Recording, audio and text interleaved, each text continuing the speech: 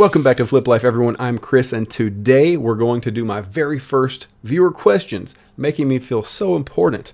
I've got my first viewer questions. It's from a friend of mine who's been watching. Her name's Mandy. What's up, Mandy? And she sent me several questions that really start back from the very basics of how to list.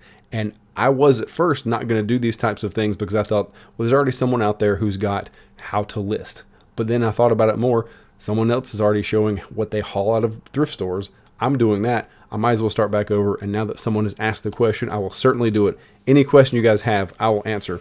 So today's topic is going to be how you list your first item.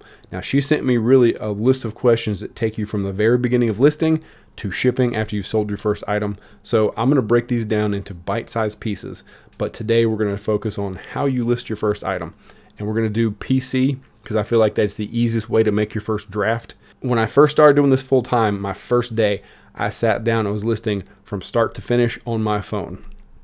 That gave me the biggest headache from staring at that tiny type and focusing on the small screen. I found out if I did my drafts on my computer and then finished on my phone where I uploaded the pictures because I use my phone as my camera, it made work so much easier and I really felt like I got more accomplished. So I suggest if you have a lot of items to list, start with your desktop and finish on your mobile device. Here's how we start. Now, the first thing I'm going to do is look up my item. Now, what I'm going to do here is search for an Xbox 360 game, Cabela's Hunting Expeditions. What I suggest you do is go find the item you want to list first and have it beside you and do this with me. And at the end of this video, you'll have your very first draft and possibly your very first listing. So what we're going to do first is search for the item in the search bar up top where I'm hovering now. So I'm going to type in Cabela's Hunting Expeditions, Xbox 360. The keywords you search for here are going to find what's related and bring back the most relatable title. I know exactly what this game is called. I put in the console it's for. If you have maybe a toy, an action figure or something like that, at least find out the name. Don't just put in Star Wars action figure because there's so many. What we're trying to do ultimately is find the exact item you have to sell because we're going to find out what it sells for, and the listing will be mostly filled out for you. So I've got my title here. I'm going to search. Now, I found the exact game here. These are the listed items. These are what are currently for sale. For some reason, it tells me 0 results found for the words I used. I must have spelled something wrong. Oh, I spelled expedition wrong. I apologize for any typos. I'm the king of that. Spell your items correctly. So first we're going to filter for the solds, which is down here on the left-hand side. As I've said in other videos, when you're searching for a comp, that means comparable solds. Green means it has sold. Someone paid $22 and $4.20 shipping for this. You can say, I want $100 for this game, but no one's going to be buying it for that price. So when someone says it's worth $100 on eBay, you need to check the solds. So here I find my exact game. If you see italics right here, that means it's another country. As you can see, it's Canada, but italicized prices mean not US dollars. So if you're searching along, search for the item that best matches yours. What I do here is find the most complete title. Here, this is the basic Cabela's Hunting Expedition name and 360. But also, what if someone's searching for hunting game, shooting game? There's all kinds of other words you can use in your description to bring attention to your game. Now, shooter does refer to a different type of game in the video game world, but any keyword you can put in can possibly draw in someone looking for your item. So I'm just scanning for the best complete title. Let's find one. Lots of these are the same, but just as an example to bring extra attention to your items, use every keyword you possibly can. Mine is not new, but it's very close to this. Here's a pre-owned right here. I like this one for myself. Cabela's Hunting Expeditions, Xbox 360 in good condition. I'm going to use this. So the key is to click sell one like this. What you're doing is taking the information they used in their listing and you're going to apply it to your listing. If you had to start a brand new listing, you'd have to find the category. You'd have to find all the extra things that someone has done here for you. Once I get into it, you'll see, and it saves you time. This whole thing is to save you time. So I'm going to click sell one like this. Now, up in the top, the product details are pre-filled because it's a catalog item. That just means someone has entered the UPC and it's pre-filled for me. When it comes to the title, these are all keywords. Good condition really doesn't mean anything to search terms because they do not consider it a keyword. But if it was a shirt or a pair of pants you had and you put maybe embroidered sleeve or graphic tee or something like that, someone can say, I'm looking for a gray graphic tee with whatever your search term is, and that will help you narrow it down. I hope that makes sense. Your title are all key search terms. Don't put anything else but those. So in this case, I'm going to get rid of good condition.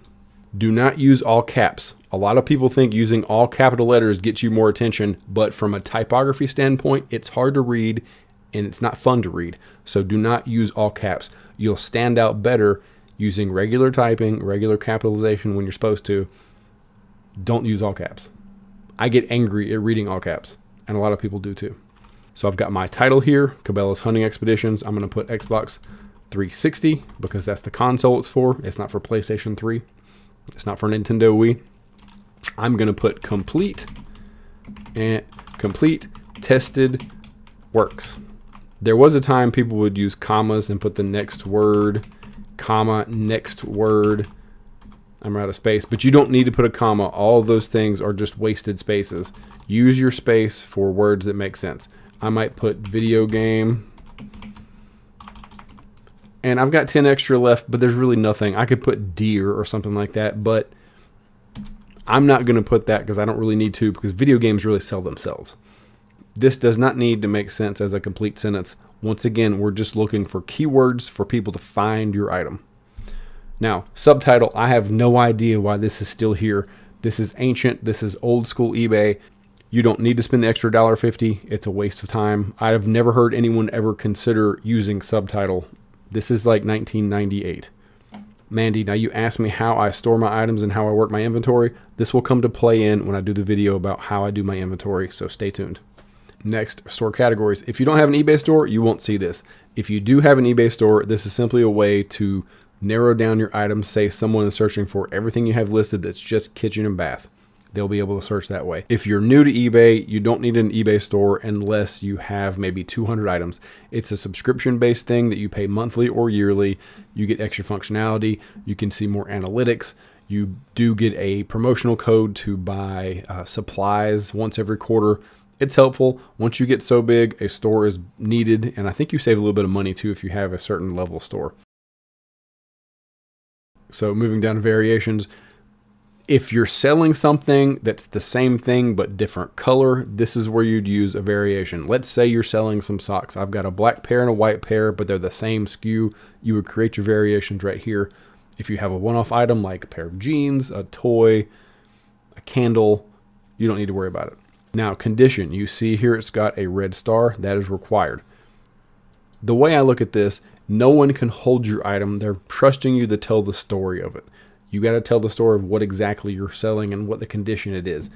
In this case, this game I'm looking at, the case is a little worn. There's a small wrinkle in the plastic that the sleeve goes into. It's a typical used game. The disc itself, let me see. Scratches are one thing people worry about on video games. There's a few here, but a video game can have all kinds of scratches and still play. I have tested it. I know it works. This is a very good game. So I'm grading this very good. It's got the manual and the Field and Stream flyer. It's complete. So one thing I said at the top of the screen, I do describe it as complete. The condition description, you don't have to do this. I kind of think it is a little bit extra because you're going to do the same thing down here in the item description. As you can see here, there's no star beside it. It's not required. The little information clickable says, provide details about the condition of a non-new item, including any defects or flaws, so buyers know exactly what to expect. What I just said about condition up here. It's the same thing. Tell the story. I typically don't do this. Sometimes I might copy something I typed here and go here. Sometimes I type most of the full description here copy it and paste it lower. But I say not very important because people are going to read the description below. Now, photos, we're not doing those right now. Skip them. The photos you see are because the person who listed this item before me put in the catalog number or the UPC, and that is in a catalog in eBay, and it generated it. In case you have no picture at all, it will at least do that for you. Now, additional item specifics. This has been something that has grown and grown in eBay where you have to fill out so many things, and it gets a little bit frustrating. To start here, my rating, it's teen. Oh, that's good. I'm just checking what the other person had in their listing. This is what Sell Similar is about. They did the work for you, but just check it and make sure you don't miss anything. Whatever item you've decided to list, go through all these specifics and make sure they make sense. If you need to add one, correct it, do that. So additional video game series, I'm just going to put Cabela's because there's a series of these games. What I have is not a collector's edition. It's not really a complete collection. I can select this, manual included, but I could add my own and I can put complete. I don't have to, but you will find out later eBay will say you need to add specifics. So to make it happy, I'm going to add that. Subgenre, it's a hunting game. I'm going to add that. I've never in my life worried about this prop warning. I just skip it. Manufacturer's warranty. I don't sell anything with a warranty, so you can say none. You don't have to, but since it's there, add it. The custom bundle. Let's say you have, in my case, 15 games. Sure, it's a custom bundle. I'll make it a custom bundle, but in my case, no. So here, as I said before, and I will probably say over and over, this is where you tell your story. You describe your item as best you can because someone cannot hold it and make the grading decision on their own. So in my case, I'm going to put oops, no caps, Cabela's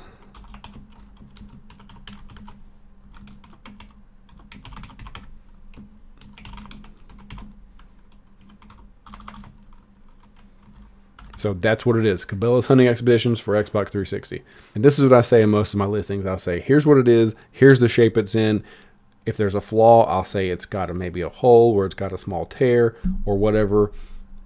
And I just, like I said, I just described the item. So complete with manual, all, excuse me, why can't I get a comma? All inserts and disc.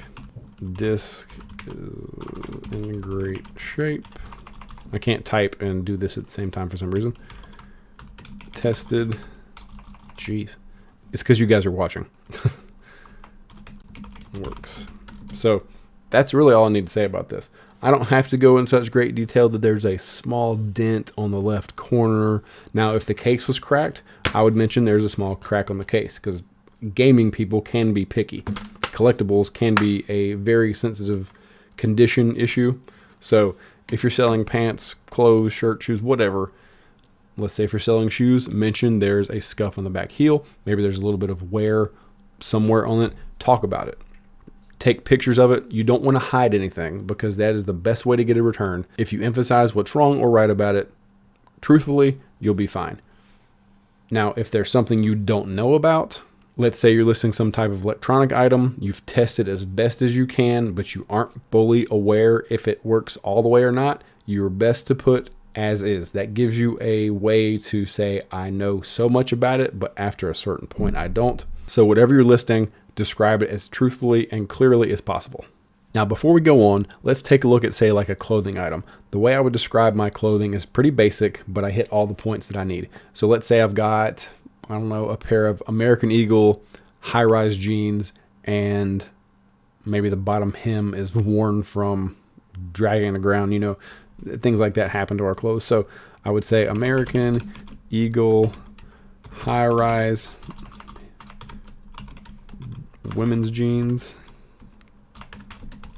size, let's say, I don't know, like an 8, in great pre-owned condition. Bottom hem is a little worn from wear. You've picked up a pair of jeans, you've seen how they can wear, and the bottom hem sometimes can be drug. And that clearly describes it. Now, I always add in my measurements. For every article of clothing, I put the measurements because you want the buyer to understand what you have and how it fits. Since they can't try them on, they don't know. And they'll know what they're getting into. So let's say these measure 25 inches long by, 15 wide. Now, I know with women's clothes, with jeans specifically, there's hips and there's waists and there's all that. I would put inseam since we're dealing with jeans. Let's say it's 15. So this is like the skeleton of how I do my clothing descriptions. Say there's a cool print you've got. You would say it's a floral or maybe it's some type of lace. Throw that in there. They can see it, but talk about it. So now we have format. Everyone knows eBay started as the auction site. That was its big draw. That was its big gimmick. Now, I can't tell you the last time I've actually bought something from an auction. Maybe a couple years ago just because I threw my bid in, but I don't do that regularly. People who are savvy with this site go to buy it now. They filter for buy it now, and then they'll search for lowest price plus shipping. That says I can buy this right now for this lowest bottom price. And that's what this should be. You want this to be fixed price. It's not going to end in 7 days, and you're not going to be upset if it sells for 5 cents. So set this to fixed price. So then we come to format. Fixed price or auction style. Everyone knows eBay really blew up because it was the first auction site or it was the biggest auction site. But I can tell you, I don't know when the last time I bought something because of an auction. I don't want to wait. The prices get high. That's not what I'm looking for. If you've ever seen buy it now, that's tied into this fixed price. You can filter when you look for something if you want auction, buy it now, and that's what this fixed price is about. Now, the only time I would use an auction is if I'm clearing off some old inventory, but I really don't do that. When you have a fixed price item and you have a store, you can create sales, you can have markdowns, you can have coupon codes, things like that, and I would pretty much use that. I have used auctions just to get rid of things, and I don't care what it goes for. You can set auctions for reserve prices. Say it only sells if it gets $50, but you pay a fee for that. The auction thing, it's really probably better for certain types of items. Maybe your old turn of the century collectibles, maybe gold, I don't know, coins, things like that. But the best thing to do from what we're trying to do here, which start a small business, would be fixed price. Now the duration. This is kind of an antiquated and still here in eBay kind of thing. This used to be, it would list it for 30 days and then end. You could tell it to auto relist, but now they've made it where it's just here until you tell it to stop. So you have nothing but one choice here. You can schedule them, but I see no point in spending the 10 cents to wait till midnight on Sunday the 3rd. So now we come to the price. At this point, you should know what your item sells for. You should pick your item up, look up comps, that means comparative solds, and see what your item goes for. This video game, I know, goes for about $23, $24. I'm going to make it $22.99. There's a psychology behind it. It makes you think $22, not $23. I just do that because I'm matching retail and I'm trying to learn their tricks of the trade. You can make it $22. You could make it $23. Your choice. Do whatever, but I say don't overvalue and don't undervalue your item. So now we come to quantity. I've got 1 copy. We're done. Now let's say you have 5 copies of this game. What this means is you have 5 of the exact same thing, and when you sell one, your inventory will deplete till 4, then 3, then 2, then 1 till you're sold out. Now let's say I have a stack of these games. I would click sell as a lot. How many items are in the lot? There's 5. What this says is I have 5 lots of 5. If I have 1 stack of these games, if I have 1 stack of the same game, and there are 5 items in the lot, then I would sell this 1 time and those 5 games would be gone. But if I have 5 stacks of 5, I could sell those 5 games 5 times. I hope that makes sense. Most of our one-off items, our jeans, our flashlights, our whatever we're selling, we're just going to have 1. Maybe you've got 2, but I would not check sell as a lot unless you want to sell both together. I hope that makes sense. In this case, as I said, I've got 1. Now, private listing, I don't think this ever comes into play with your average seller. I'm not sure why you would want to really hide this unless there's something super secretive you're doing. Leave this alone and let it go. You also will not get feedback from this too. Your feedback will not show up because they don't want you to see that there was something sold, and feedback is a way to see that there was a transaction made. So when I first started, for some reason I had these clicked and I'm missing a few feedback because I had made this private. I'm not sure why. You can make a donation if you want to as a percentage. Skip it usually. Now with payment options, you may still have PayPal as an option. Since I've been doing this for a while, I've been moved into the payments by eBay, or managed payments as they call them, and I don't have any other option to choose except this. But if you haven't used this in a while, or you're a new account, you may still have PayPal.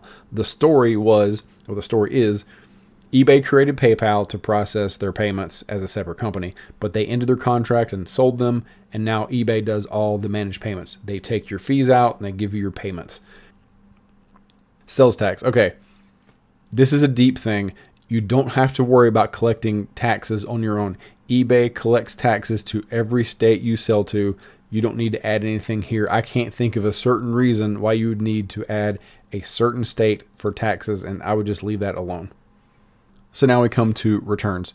Now this is a hot topic with a lot of resellers. I know plenty that refuse to give any type of refund, and they will not have any type of return. So I personally give free returns, and I'll cover that in a second. But consider this. If someone buys something from you and they know how this game works, they can choose item not as described. That's one of the return reasons. And eBay can possibly force the return on you. It doesn't matter about your policy. eBay's policy is king. eBay is in competition with Amazon, Walmart, and we know those return policies. They'll take anything back. You can use a blender, ship it back with the food still in it, and they'll give you your money back. So I play the game just like they do. And eBay is trying to create a customer experience where it brings more people back. But if you do free returns, you do have some protection. If you offer free returns, you can choose to give half of the buyer's money back if something's wrong with the item. If you, let's say you sell a brand new item, if it's opened, that you can choose to give them half their money back because your brand new item now has lost some value and you can recoup it that way. If it's damaged, same thing. And the best thing is eBay will remove any negative feedback because of that. This has saved me 3 times, maybe 2. I had some model planes I had for sale, and I packed them really, really well. Something about them the guy didn't like. I said, hey, free returns, send it on back. So I paid $30 for shipping, which is fine. But what happened was the guy did not take care of these in shipping whatsoever. He put some shredded paper in the box. I had them all wrapped nicely with bubble wrap. He put shredded paper that was very loose, and these were mahogany wood statues or models, and one of the engines were broke off. Because of that, I said, I'm sorry, I'm only giving you half your money back because you didn't take care of that. I provided pictures to show what was sent and what I got back. And eBay sided with me. I got to keep half of his money to recoup the damaged plane. And I don't know if he left negative feedback because they removed it in the first place. So it's a really great thing to do, to offer free returns. It's a strategy that can also sniff out partial return buyers. That is a group of people who understand exactly how eBay works, and they will manipulate it. I had a fully tested and fully working CD player boombox thing. I used to use it to listen to as I was listing, so I know it worked every way, shape, or form. So I sold it to a lady, and when she got it within 3 days, she said, hey, I opened my package, and this only works halfway. It only works partly. I'll not give you negative feedback. One, that's feedback extortion, if you give me $30 back. I said, hey, I offer free returns, just ship it back. I'd rather have the whole thing back than give you a partial refund. And magically, it started working. A lot of buyers who understand the system and try to manipulate it understand that they are at risk of losing half their money if you do free returns, and they're smart about it. And it's funny because magically their item works and they're okay and they're happy again. So if you do choose to do returns, you have 30 days or 60-day options. You do have to be careful with people who want to rent your item. But most of the time in my sales experience, I've really never had anybody do that. But there are some people out there who buy it for what they want, use it, and then send it back to you to get their money back. People do that on every sales platform. You can choose who pays the shipping. Like I said, I do free shipping, so that's on me. You can have the buyer pay shipping. Up to you what you want to do. Now, when it comes to shipping, you've got 2 ways to do it. Either you pay or the buyer pays. In this situation, since I've got a $23 game, I looked in my comps and I saw the game goes for about $20 plus $3 shipping. So I've built in the shipping cost. And I'm going to make this free shipping to make that more attractive. Some people will buy something just because it's free shipping, even if it's not the cheapest price, because they just see free shipping. It depends on how deep they're looking at the price. I know from experience that this 4-ounce game going to the farthest location it can go, the farthest zone, in my case that'd be California because I'm in North Carolina, is going to be about $3.50, something like that. And because of that, I've built it in the price, and that's how I came up with $22.99. Now, if you have a priority item, that's something that's over 1 pound, maybe you have a 2, 3, 4 pound item. If you do free shipping, you risk losing some money like I did my Pelican case.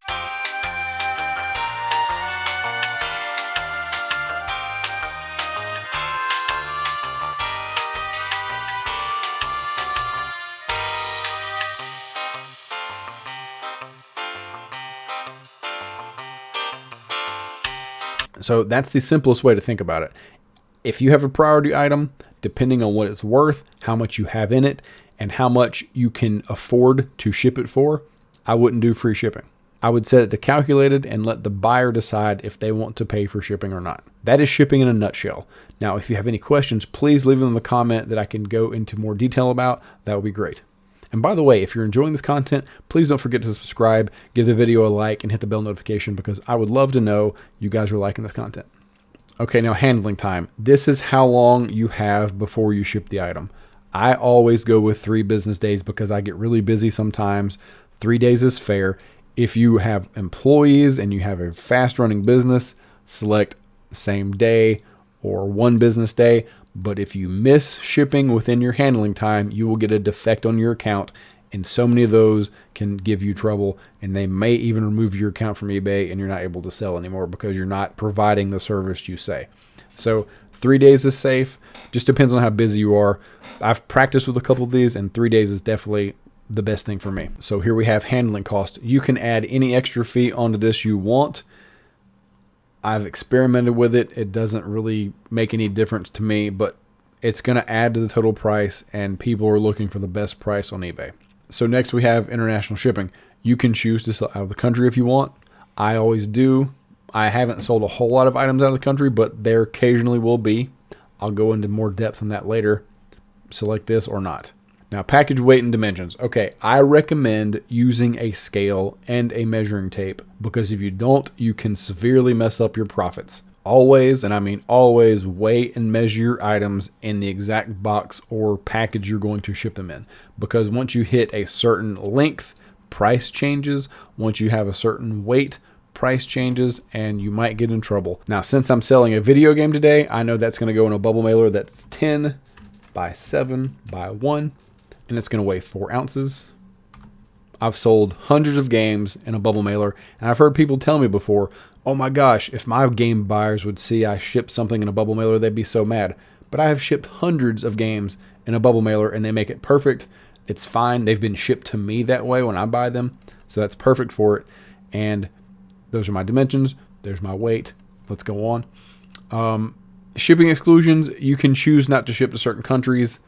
We're not doing that here, and you're probably not going to go worldwide first, so let's move on to the next. So now we come to promoted listings. This is a new thing eBay has added where you can pretty much pay them some money to put your item ahead of everything else. So when you go look through listings on eBay, you may see a little tag under the item that says promoted listing. Well, that's what this is. You're giving them a percentage of the sale to put it ahead of everyone else to get attention to hopefully sell it. You can set the rate like you want to. If you know anything about search engine optimization, it's kind of like that. You're not buying keywords, but you're buying your spot. So let's say I want to pay 1%. I will pay 23 cents when that sells. You only pay if the item sells, if it's been promoted. If you choose not to do promoted listings, it will show up in a regular search. It depends on the item. I don't think you need to do this with everything. If it's something you've had listed for a while, it's a way to get new attention to it. It's really up to you again. You can choose to do it. You can choose not to. I think the community is pretty split on what they do. A lot of people say they do 1%. So in this case, I would do 1%, and 23 cents is what I'd pay if it would sell. I'm not sure about that suggested ad rate. There's a lot of people who have questions with that. Where's that suggestion come from? Well, eBay. Is eBay just gouging you? Maybe. I don't know. But for $1.43, that's not that bad. It depends on how much the item is worth and how much I paid for it. So consider that. So now we're done. But before we click Save as Draft, let's look at those insertion fees. So for me, mine are 0 because I get a certain number of listings per month at my store level. So I personally get 350 free listings a month. That just means insertion fee. If you're not on managed payments, your listings will be different. I'm not sure of the exact price of those, but it goes by category and the starting price. So now we go click on Save as Draft. Now here we are at our drafts. So at this point, I would go take my pictures, or I would have already had them taken. Now what I use for my camera is simply my camera phone. I've got an iPhone XR. It works perfectly. I would not want another camera. I don't need a big expensive special camera just for this. A lot of people use their phones and they're just fine. Plus your phone has the app and it's one less transfer you have to do to get the picture to it. Just use your phone. So I would then pick up my app.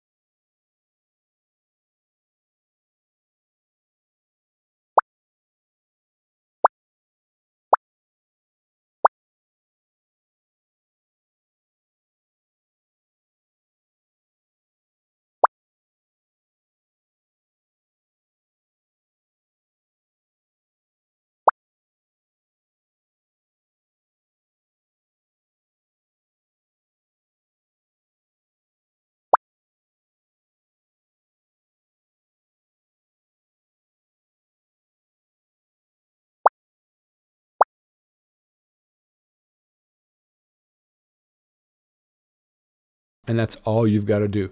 And congratulations, you've done your first eBay listing. I'll be back to answer more questions very soon. I hope you guys have a great flipping day.